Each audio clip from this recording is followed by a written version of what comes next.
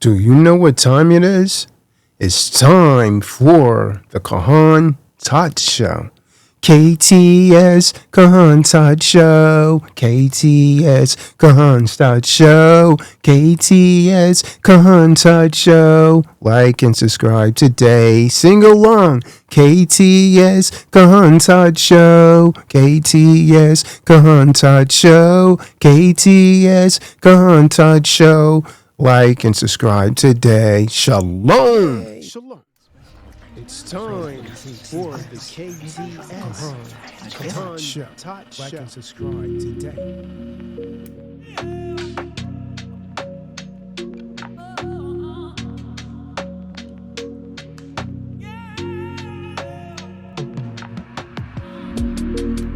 Shalom. Shalom. You're now tuned into the KTS, the Kahan's Todd Show. These nice folks are eating dinner, and we should always bless our food, barak our food prior to eating. So why don't I teach you a quick Hebrew blessing? Baruch atah Adonai Eloheinu melech ha'olam. You try it. The English transliteration is blessed are you, Lord God, King of the universe. Hey, I have an idea, boys and girls. I put it on the screen in a larger size, and we could go over it together. Baruch atah Adonai Eloheinu melech ha'olam. The English transliteration is blessed are you, Lord God, King of the universe. Now you try it. Very good. Very good. Excellent. Great job. Now you practice that, and each time that you eat, you're going to barak, meaning to bless your food. Awesome job. Now let's talk about the modern Ibrit. Are you ready for that?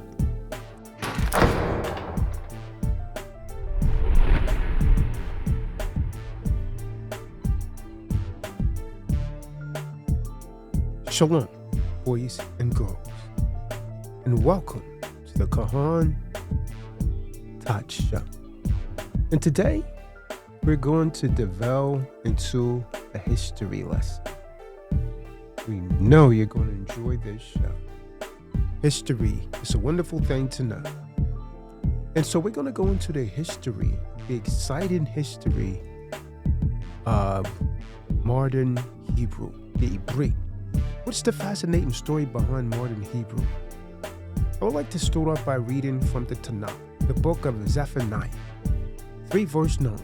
For then will I turn the people a pure language, that they may call upon the name of Adonai to serve him with one consent.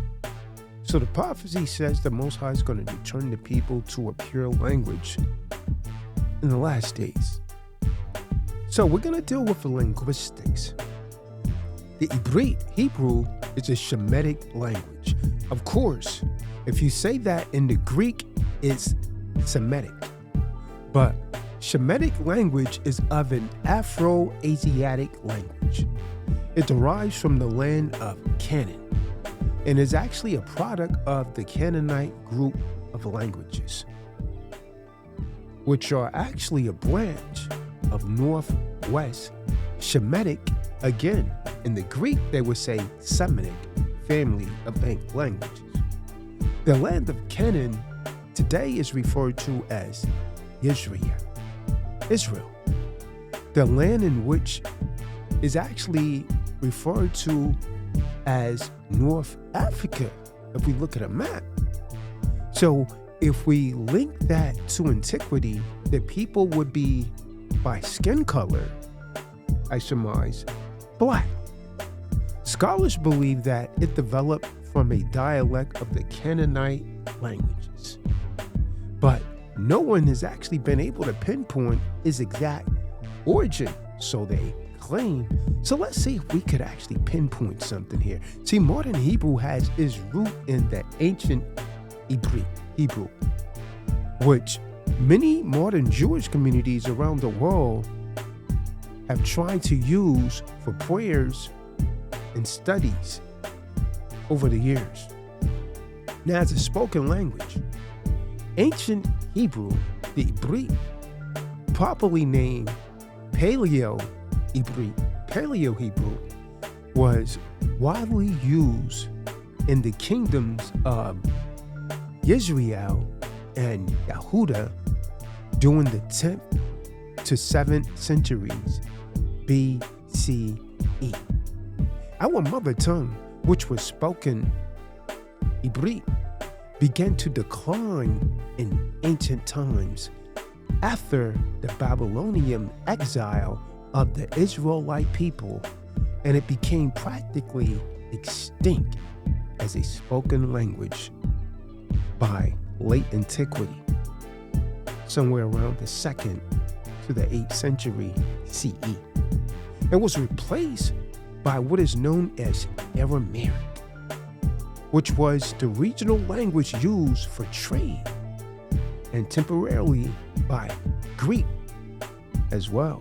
Greeks used it, which was the language of the ruling class at the time. Now, the Aramaic, right?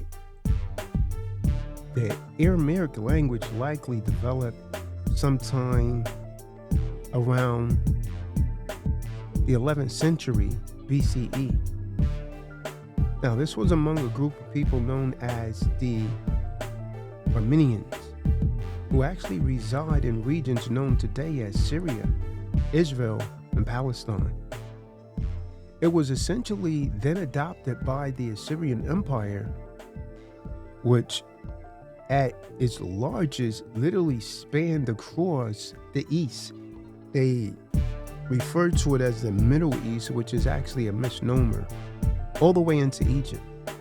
Now, at the Bar Kokhba, which is the Bar Kokhba revolt against the Romans in 132 to 136 AD, most of the Israelite population were exiled, and they adapted to the societies that they were actually in, that they actually had dispersed in.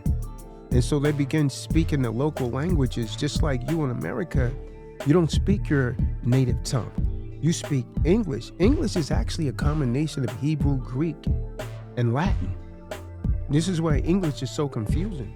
You have a word in English, it's spelled the same, but it means something utterly different.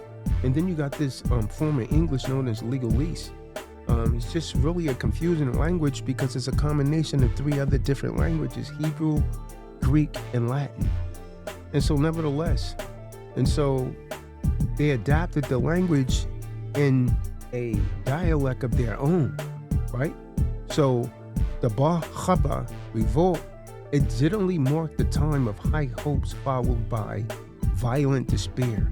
So the Israelites were actually handed exceptions of a homeland and a holy temple, but in the end they were literally prosecuted, and they were sold into bondage.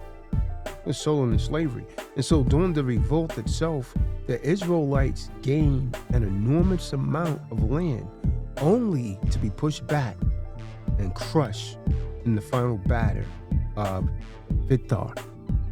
So when Hadrian first became the Roman emperor in 118 CE, he sympathetically, or should I say, he became very sympathetic for the Israelites.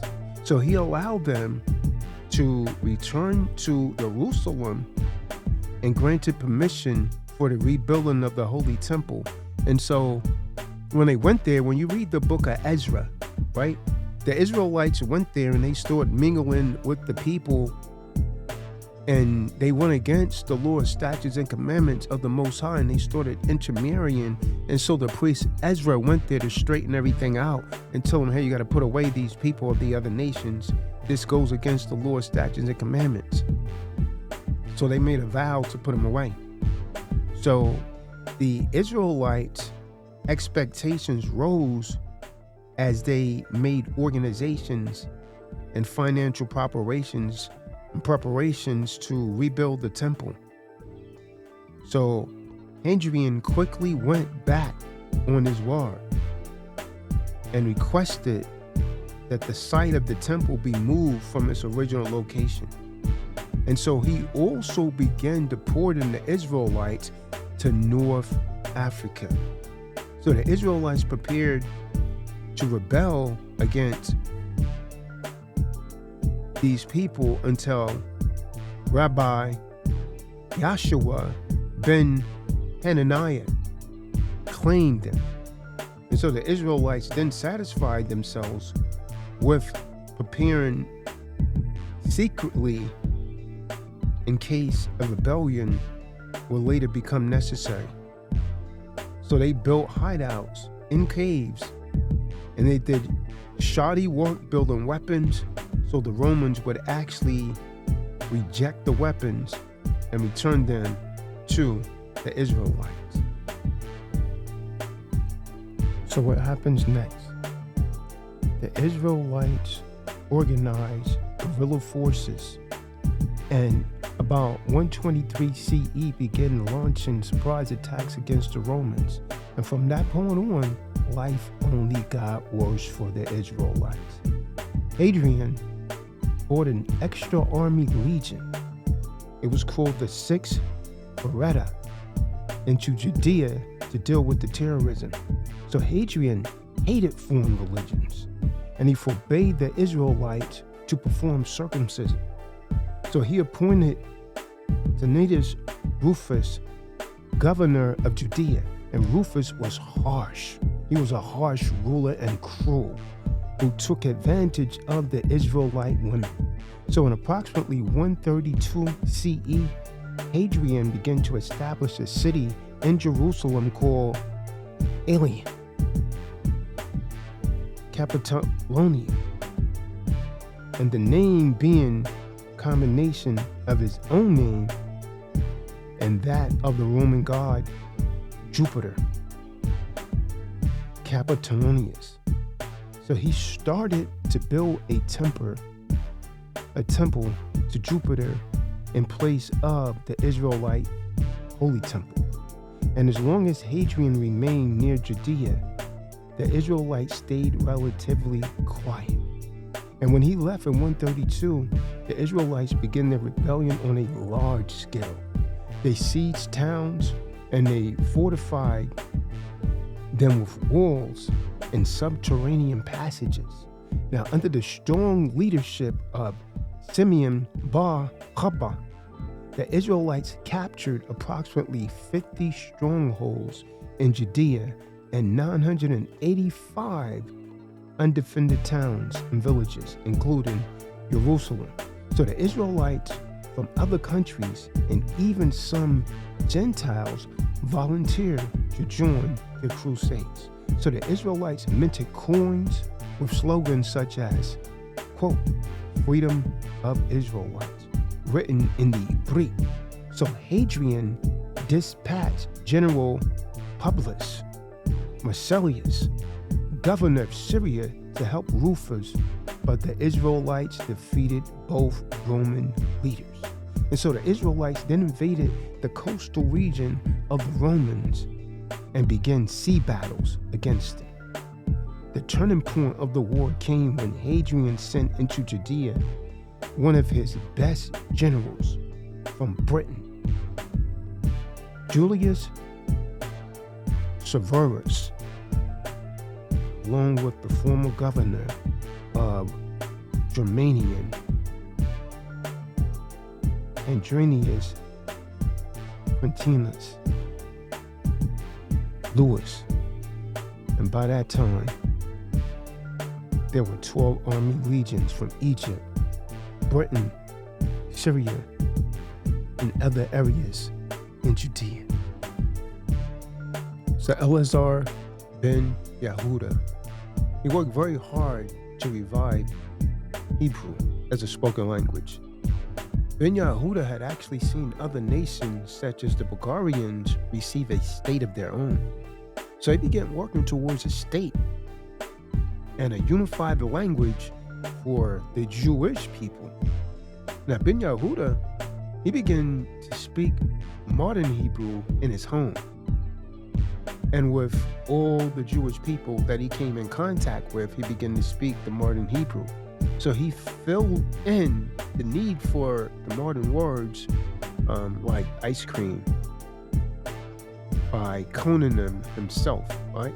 And so the next step was to bring the Hebrew into the schools where the young people were, because they was actually from various different backgrounds, speaking various different language. And so he wanted them to be able to speak with a common language, which was Hebrew.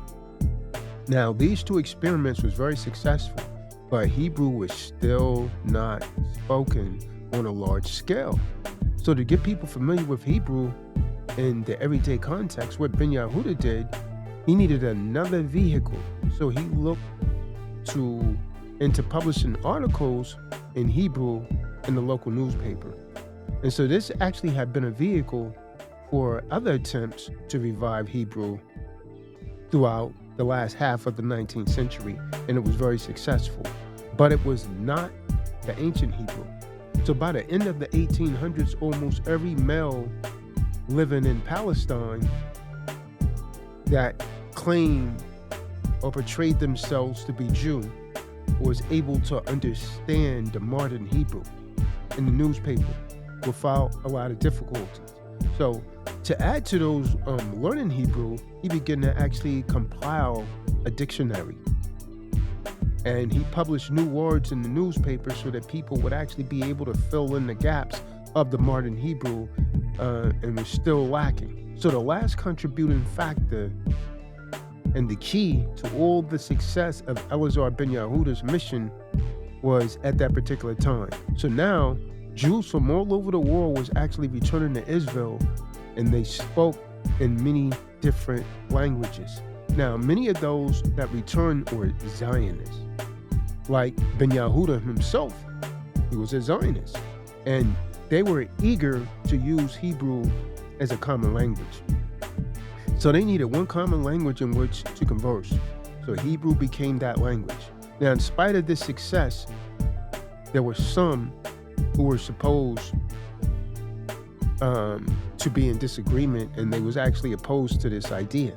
So that was an extremely religious people, right? And these extremely religious Jews did not think that Hebrew should be actually used to discuss everyday things because it was a Kadash language, a holy language. And so to this day, the ultra Orthodox Jews in Israel who speak Yiddish instead of Hebrew for everyday matters, right? Because they say that Hebrew is too sacred. So Hebrew became the official language of British ruled Palestine in 1922, along with English and Arabic. So in 1948, it became the official language of the newly declared state of Israel. Newly declared state of Israel in 1948, right? And so it is the most widely spoken language in Israel today. Now, modern Hebrew was actually constructed from the Shemitic, of course, in the Greek, again, it's going to be Semitic vocabulary of the ancient Hebrew. And they say it has the same written appearance, but it doesn't have the appearance of the Paleo. But it is often European in chronology, right? And it borrows from many words in English and other languages. That's what is most notable about the modern Hebrew, right? So today, there are two different dialects of Hebrew, the Sephardic and the Ashkenazi, right? Hebrew. Sephardic Hebrew originated with the Israelites during their dispersion and Jews that dispersed to Spain. It was spoken by those Yahudim, the Jews, who were most recently located in what they now refer to as the Middle East and Africa. Ashkenazi Hebrew is spoken by Jews in most of Europe and North America. So the pronunciation of modern Hebrew in Israel is based on the Sephardic Hebrew. Now, although Hebrew originated in the East, in the area today known as Israel, there were several times throughout history that Hebrew was not spoken there. The Israelites spent many years in exile and later in diaspora before returning to their homeland, right? Now, according to the scriptures, I ask you, have they returned to their homeland? Now, for that reason, Hebrew went through many different changes. Let's see. What does the prophecy say? The prophecy lets us know when the Israelites and Jews will return to their homeland in Yeshaya, Isaiah 14, verse 1 and 2. It says, "For Adonai will have mercy on Jacob, and will yet choose Israel, and sit them in their own land." So the prophecy, the Most High is going to choose Jacob, meaning the Israelites, because Jacob's name was changed from Jacob to Israel after he wrestled with an angel and prevailed, right? And so will yet choose Israel and sit them in their own land, and the strangers shall be joined with them, and they shall cleave to the house of Jacob. So the prophecy said when this happens, strangers are going to be in that land with them, and they're going to cleave to the Israelites. Let's read the second verse. "And the people shall take them," meaning the Israelites shall take them, "and bring them to their place, and the house of Israel shall possess them in the land of the Lord as servants." Wow. It says that the Israelites will have them, the Jews will have them as servants and handmaids, and they shall take them as captives, whose captives they were, and they shall rule over their oppressors. So according to this prophecy, this is how we know when they're really back in their land, because the prophecy said they would take them captives, whose captives they were. So whoever these people are, they was actually slaves to someone, and then the Jews are going to put them back into slavery, according to this prophecy. Read it for yourself. Wow, that is a bit scary, yet interesting. What do you think about that? Nevertheless, I digress. Interesting lesson, correct? Now, why is this essential? Why does it even matter? Well, first, Hebrew was one of the oldest languages in the world. Now, culturally, Hebrew is considered to be the language of the Israelite and Jewish people.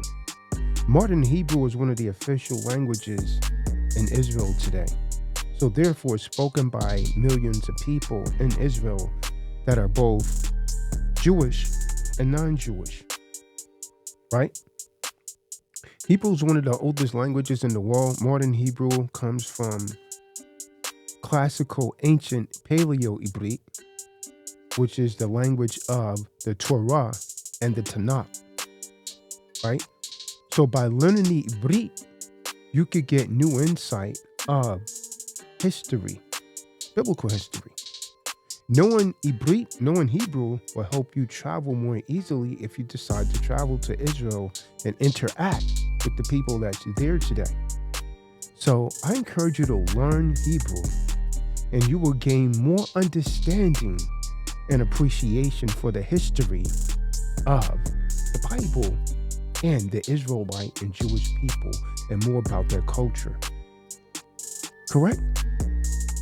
And you will understand what it has gone through to survive today. So that's the end of the lesson. Be sure to like, share, and subscribe, and listen to this again. And then go and check it out for yourself. This has been the Kahan's Talk Show, KTS. Thank you for listening. Until next time, Shalom, Laila Tov, or if it's not night where you are, Erev Tov, Lahita O. See you later.